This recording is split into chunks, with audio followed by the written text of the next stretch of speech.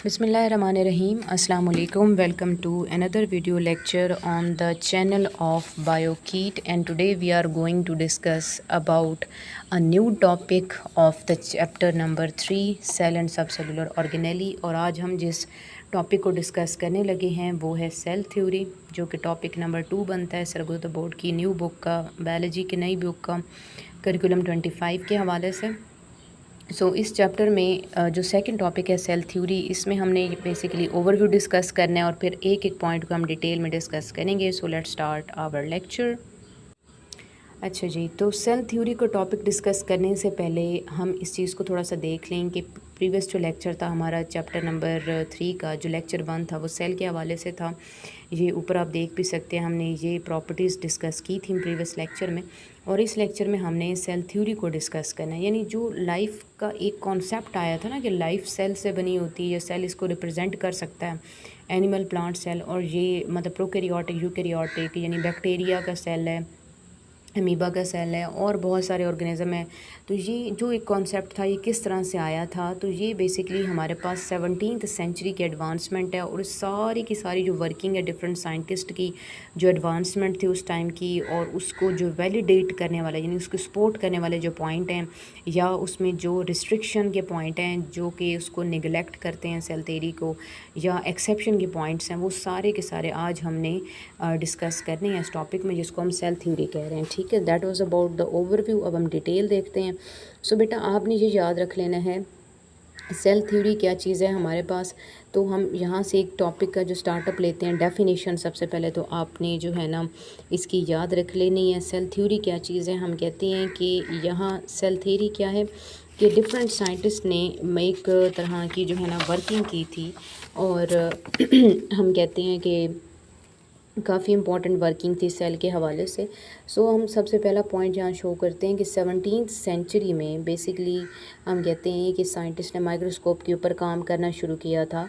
तो 17th century में एक चीज़ पता चली कि माइक्रोस्कोपी की एडवांसमेंट से हमारे पास एक बड़ा फंडामेंटल कॉन्सेप्ट आया। फंडामेंटल हमने पहले भी बात की हुई है, वर्ड है फंडामेंटल। ठीक है, fundamental means most important, very basic. ठीक है, हम कहते हैं कि सेल थ्योरी कब आई थी। Cell theory is the most fundamental concept in biology that was due to the advancement in microscopy in the beginning of 17th century. जब मल्टीपल साइंटिस्ट थे उन्होंने उस पर काम किया है। तो नेक्स्ट जो आपके पास यहाँ पर एक हेडिंग बनेगी वो नोट कर लेना है, that is about emergence of cell theory, EMERGENCE, emergence of cell theory. ठीक है, ये आपके पास सेकंड हेडिंग बनती है, यहाँ पर इसके अंदर सब हेडिंग बन जाएगी। अब इमर्जेंस ऑफ सेल थ्योरी में आपने ये सारे साइंटिस्ट की वर्किंग को ऐड कर देना है टाइम पीरियड के हवाले से, जो आपको सामने स्क्रीन पर नज़र आ रही है। तो सबसे पहला जो सेकंड हेडिंग में हमारा पॉइंट बनेगा कि हम ये बात करते हैं कि 16 जो है ना 65 में सबसे पहला काम जो है वो रॉबर्ट हुक ने किया था। रॉबर्ट हुक ने एक डेड प्लांट सेल लिया था, ओक ट्री था, अंडर माइक्रोस्कोप इसको ऑब्ज़र्व किया। इन्होंने ये ऑब्ज़र्व किया कि जो कॉर्क है ये तो बेसिकली स्मॉल बॉक्सेस से बनी हुई होती है। हुक ने इसको फर्दर जो है ना एग्ज़ामिन करने के लिए कि क्या वाकई ये पूरे प्लांट के अंदर होगा इस तरह की जो चीज़ है। कॉर्क बेसिकली होती है बार्क को कहते हैं। ठीक है, बार्क के लिए एक टर्म यूज़ की जाती है बायो में। बार्क तो एक इंग्लिश का सादा सा लफ्ज़ है। बार्क जो है ना ये इंग्लिश का टर्म है, लेकिन बायो में इसको कहते हैं कॉर्क। यानी उसने सबसे पहले क्या किया कि जो ओक ट्री था, ओक ट्री की जो बार्क थी उसमें से स्लाइस काटा, माइक्रोस्कोप में उसकी एक स्लाइड जो है ना प्रिपेयर की, और सेल्फ मेड माइक्रोस्कोप यानी इनकी अपनी ही बनाई हुई माइक्रोस्कोप थी। वहाँ पर उन्होंने देखा तो ऑब्जर्वेशन क्या आई कि स्मॉल बॉक्स है, जिसको कह रहे हैं कि लिटिल बॉक्सेस यहाँ पर मौजूद थे। फिर उन्होंने देखा कि क्या वाकई ये चीज़ हर तरह से हो सकती है प्लांट के बाकी हिस्सों में। तो उन्होंने स्टेम में और रूट में भी इस चीज़ को ऑब्ज़र्व किया, सेम ऑब्जर्वेशन आई। तो उन्होंने ये चीज़ देखी कि ये तो तमाम के तमाम सेम बॉक्स की तरह के स्ट्रक्चर्स हैं। तो उन्होंने इसके लिए बाकायदा एक टर्म यूज़ कर ली कि ये जो कंपार्टमेंट्स हैं या स्मॉल बॉक्सेस हैं, these were renamed as cellulae. ठीक है, सेलुलाई क्या चीज़ है, cellulae is basically a Greek word. या आपने लाजमी ऐड कर लेना है। Cellulae is a Greek word which means small boxes और लिटिल बॉक्सेस, ठीक है, कि उन्होंने पहले एक सादा टर्म यूज़ की ना कि ये तो स्मॉल बॉक्सेस की तरह की कोई चीज़ है। तो जब उन्होंने डिटेल देखी कि ये तो ट्री के स्टेम में भी, रूट में भी सेम ऐसे है, सेम कंपार्टमेंट्स या स्मॉल बॉक्स हैं, तो उन्होंने एक टर्म बाकायदा, ग्रीक थे ना ये, तो ग्रीक वर्ड में ही इन्होंने कह दिया, एक टर्म यूज़ की cellulae. Cellulae is derived from a Greek word, और cellulae is a Greek word which means cellular compartments. या आप ये कह सकते हैं cell is derived from a Greek word cellulae and cellulae means little box, ठीक है। सो ये हमारा पहला पॉइंट हो जाता है। फिर सेकंड पॉइंट हमारे पास जहाँ पे बनेगा कि इसके बाद 1673 में एंटोनी वैन लीवनहुक ने एक और बेटर किस्म की जो है ना माइक्रोस्कोप बनाई, जो ज़्यादा आप कहते हैं कि अच्छा सीक्वेंस दिखा सकता था, ज़्यादा बेहतर तरीके से जूम करके उस चीज़ को दिखा सकता था। तो उन्होंने जो है लिविंग सेल्स को देखा पॉन्ड वाटर में, कि उन्होंने तालाब का पानी लिया और वहाँ पे उस पानी के कुछ ड्रॉपलेट उन्होंने माइक्रोस्कोप के अंदर जो है ऑब्ज़र्व किए, और अंडर माइक्रोस्कोप उन्होंने देखा कि इसके अंदर मूविंग ऑर्गेनिजम्स हैं, यानी मूव कर सकते हैं। सो इन्होंने नाम दिया था एनिमलक्यूल्स का। एनिमलक्यूल्स का नाम क्यों दिया था? Because they have ability to move. जैसे एनिमल को हम कहते हैं ना कि वो मूव कर सकते हैं एक जगह से दूसरी जगह, तो क्योंकि लीवेनहॉयक ने पानी को देखा था और पानी के अंदर स्मॉल जो है लिविंग ऑर्गेनिजम्स थे, स्मॉल हम कहते हैं कि ऑर्गेनिज्म एक जगह से दूसरी जगह मूव कर रहे थे, तो इन्होंने एक वर्ड यूज़ किया, एक टर्म यूज़ की, एनिमलक्यूल्स, ठीक है। अब ये ग्रीक वर्ड है, ये भी ग्रीक टर्म है एनिमलक्यूल्स, जिसका मतलब होता है मूव करना। एनिमल्स क्या होते हैं कि एनिमल्स हैं जो कि यानी स्मॉल सेल्स हैं जो कि मूव कर रहे हैं, ठीक है। फिर तीसरा जो काम था, थर्ड पॉइंट हमारे पास बनता है 1809 में फ्रेंच बायोलॉजिस्ट हैं जीन बैप्टिस्ट डी लामार्क, जिनको JB लामार्क भी बोलते हैं, और इन्होंने ऑब्ज़र्व किया था एनिमल और प्लांट सेल को अंडर माइक्रोस्कोप, ठीक है। और इन्होंने भी कहा था कि all animal and plant cells, all animals and plants are composed of cells, ठीक है। फिर उसके बाद 1831 में ब्रिटिश बॉटनिस्ट थे रॉबर्ट ब्राउन, जिन्होंने न्यूक्लियस को डिस्कवर किया था, और इन्होंने भी कहा था कि न्यूक्लियस की तरह की एक ऑर्गेनेली क्योंकि मौजूद है, तो सेल के अंदर ही ये स्ट्रक्चर मौजूद होता है, यानी इन्होंने भी एक लिविंग सेल को ऑब्ज़र्व किया था। उसके बाद मल्टीपल स्टडीज़ होती गई ईयर्स आफ्टर ईयर्स, और फिर उसके बाद 8 साल बाद यानी 1838 में एक जर्मन बॉटनिस्ट थे मैथियस शील्डन, जिन्होंने प्लांट्स के डिफरेंट पार्ट्स, क्योंकि वो बॉटनिस्ट था, बॉटनिस्ट वो होता है जो प्लांट के ऊपर स्टडी करता है, सो प्लांट्स के डिफरेंट पार्ट्स को उन्होंने ऑब्जर्व किया, और उन्होंने देखा कि ये तो हर एक part that is composed of cells, तो उन्होंने कहा कि all plants are composed of cells. और फिर अगले ही साल एक जर्मन जोलॉजिस्ट थे थियोडर शवान ने एनिमल्स के ऊपर काम किया, और उन्होंने भी सेम ऑब्जर्वेशन दी that all animals are composed of cell. उसके बाद 1885 में रॉडल्फ वर्चू, ये फिजिशियन थे, यानी एक डॉक्टर, फिजिशियन कहा जाता है डॉक्टर को, ये फिजिशियन थे रॉडल्फ वर्चू, जिन्होंने ये कहा कि all cells arise from the pre existing cells, या इन्होंने कहा कि all cells arise from the already cells, जो कि पहले से मौजूद थे वो सेल डिवीजन करेंगे और नए सेल बनेंगे।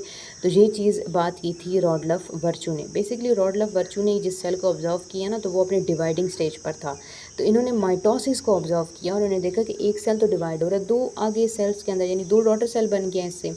फिर इन्होंने कंक्लूजन दी थी कि रॉडल्फ वर्चू ने यह कहा था that all cells arise from the pre existing cells by the cell division, ठीक है। तो ये इनकी बाकायदा अल्फाज थे, ये इनके वर्ड्स थे। फिर 1862 में लुइस पास्चर, लोग पढ़ते हैं इसको लुइस, लेकिन आपने एस को नहीं पढ़ना, एस इसमें साइलेंट होता है, लुई पास्चर ने यहाँ पर एक चीज़ देखी कि जितने भी सेल्स होते हैं, यानी इन्होंने भी मल्टीपल एक्सपेरिमेंट किए, बहुत सारे इनके ऑर्गेनिज्म थे, स्पेसिमेन थे, उनके ऊपर इन्होंने काम किया, और उन्होंने देखा कि जो ऑर्गेनिजम्स हैं all of them are composed of cell. तो उन्होंने भी बेसिक हम कहते हैं कि सेल थ्योरी की जो सारी पीछे वर्किंग आ रही थी उसको और ज़्यादा ऑथेंटिक करार दे दिया कि जी सारे ऑर्गेनिज्म सेल से ही बने होते हैं, क्योंकि इनकी भी सेम ऑब्जर्वेशन थी।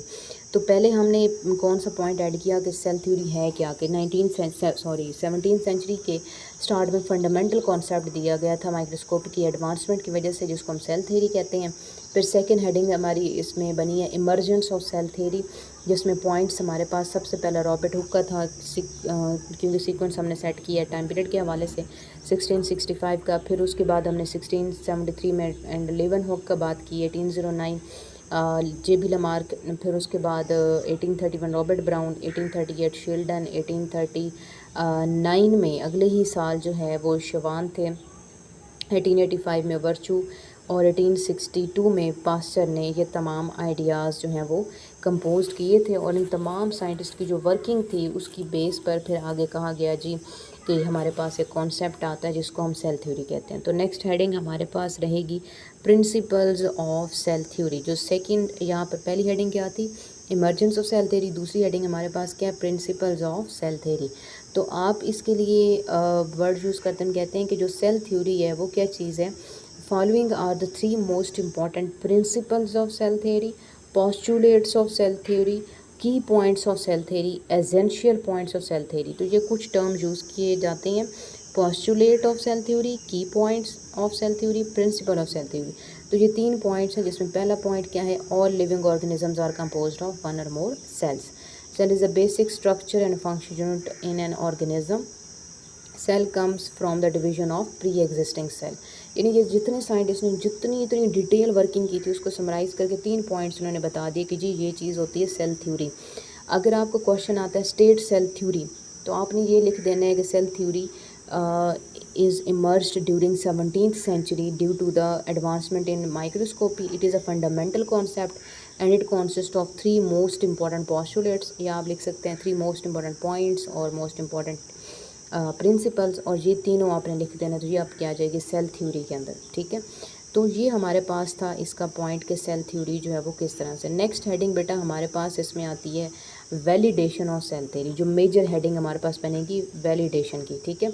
अब उसमें भी सब हेडिंग्स आएंगी, ये चारों पॉइंट आपको स्मॉल सब हेडिंग्स की फॉर्म में आएंगी, जिसमें आपने पहला पॉइंट यहाँ पे लिख देना है माइक्रोस्कोपी।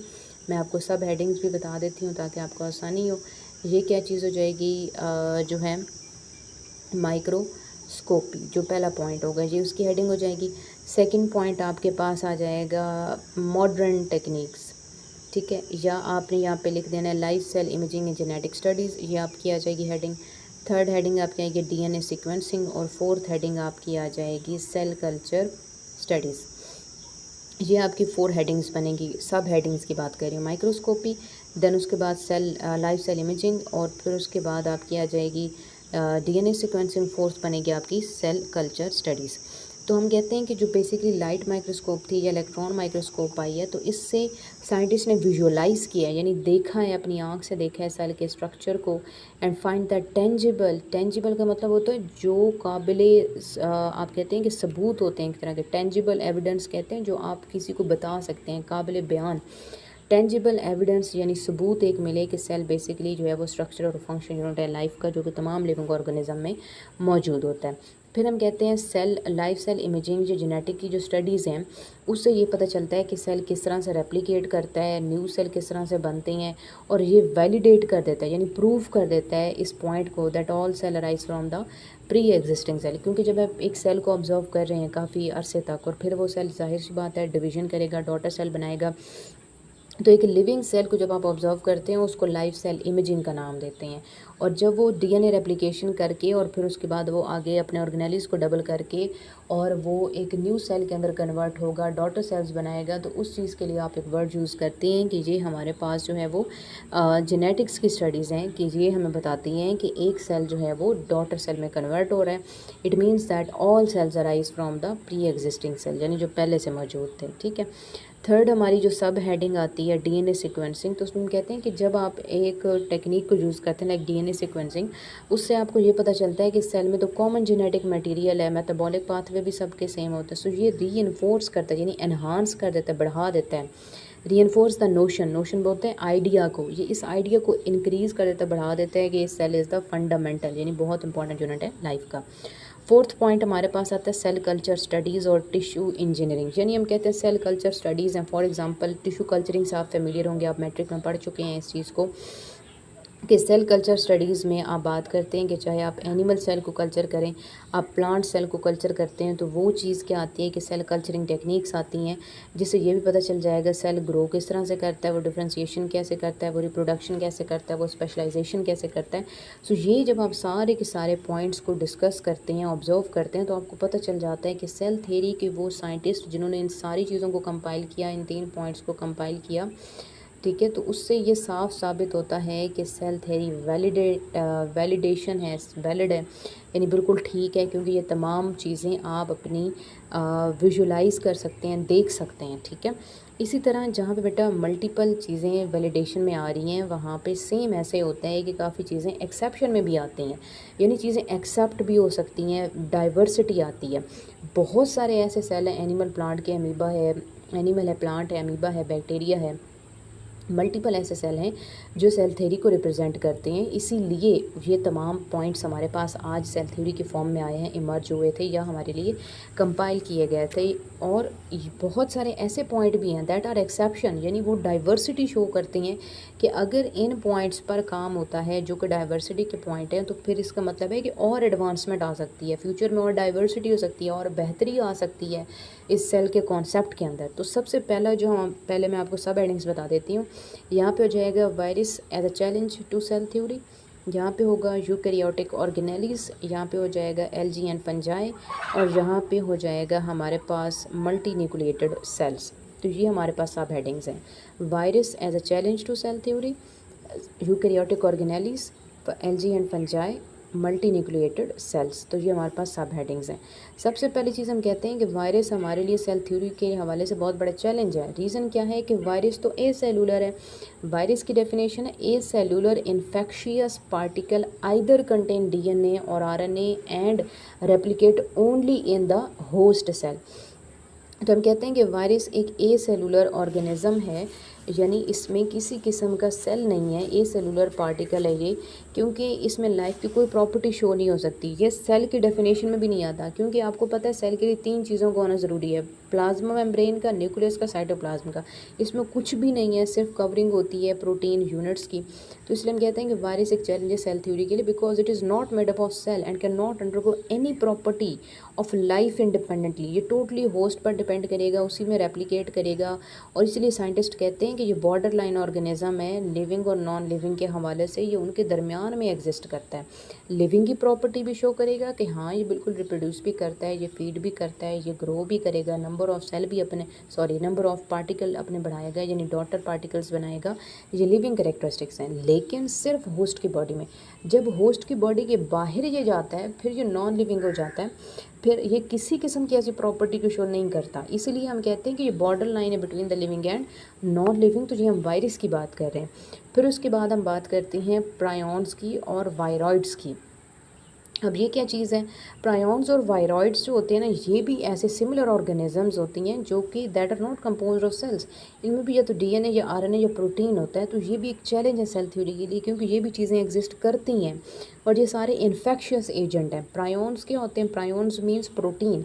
प्रायॉन्स क्या है कि बेसिकली सेल के अंदर कुछ ऐसी स्पेसिफिक प्रोटीन्स होती हैं, जब एक प्रोटीन सेल ने बनाई और वो फंक्शन परफॉर्म करेगी तो तब तो आप उसको प्रोटीन कंसिडर कर रहे हैं।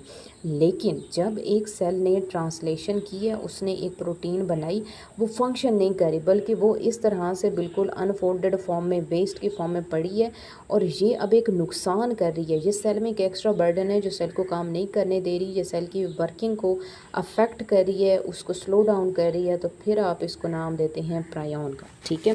प्रायॉन क्या चीज़ होती है, the infectious protein which is present in a cell, it is not working and act as a burden on the cell, limit और slow down the cell functions. तो फिर इसको हम नाम देते हैं प्रायॉन का, ठीक है। इसी तरह हम बात करते हैं वायरॉइड की, कि वायरॉइड क्या चीज़ है।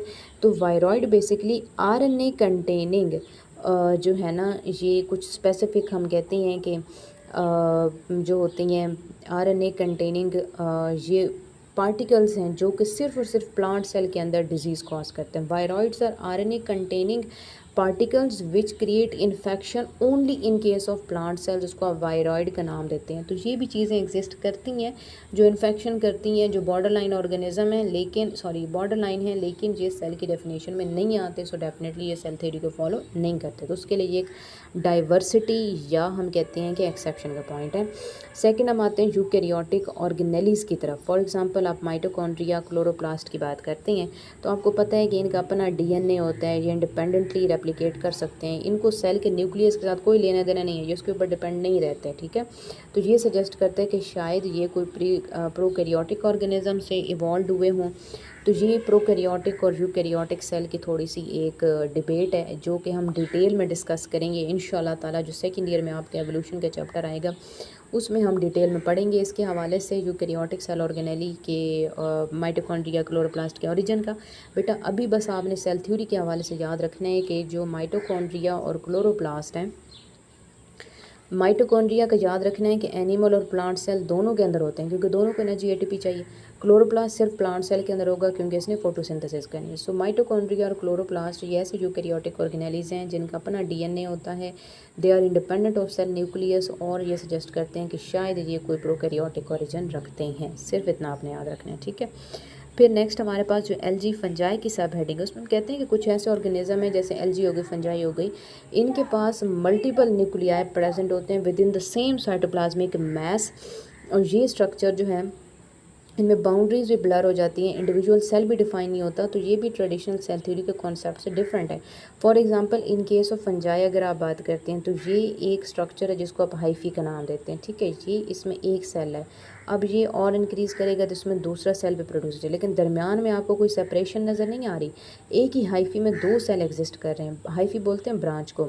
अब इसी तरह ये अपने नेटवर्क को ग्रो करेगा इस तरह से, ठीक है। ये इस तरह से ग्रो करना शुरू कर देगा, नंबर ऑफ सेल जो है वो इसमें इंक्रीज़ होते चले जाएंगे, यहाँ पर इंक्रीज़ होते चले जाएंगे। तो पूरी की पूरी बॉडी को आप माइसिलियम का नाम देते हैं। सिंगल को आप नाम क्या देते हैं, इसको सिर्फ एक को हाइफी का नाम देंगे, और मल्टीपल यानी कि पूरी की पूरी जो बॉडी है उसको आप नाम देते हैं माइसिलियम का, ठीक है। ये आपने ज़िक्र ज़रूर पढ़ा होगा 9th में जब आपने एनिमल, प्लांट और एलजी और फंजाई का जिक्र पढ़ा होगा।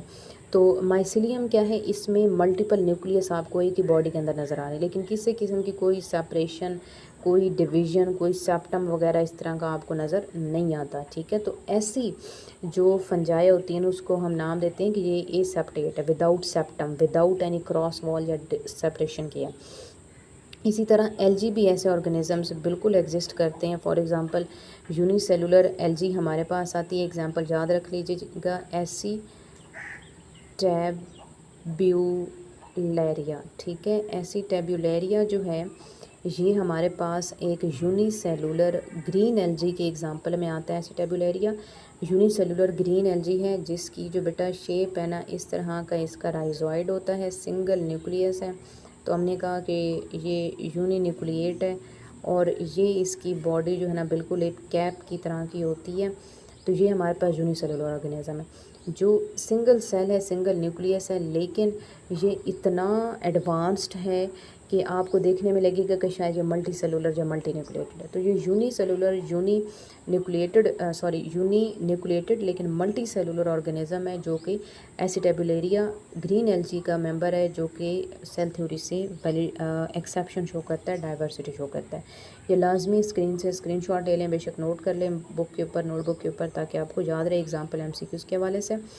फिर उसके बाद हम बात करते हैं कि जो हमारे पास लास्ट पॉइंट है मल्टी न्यूक्लिएटेड सेल्स।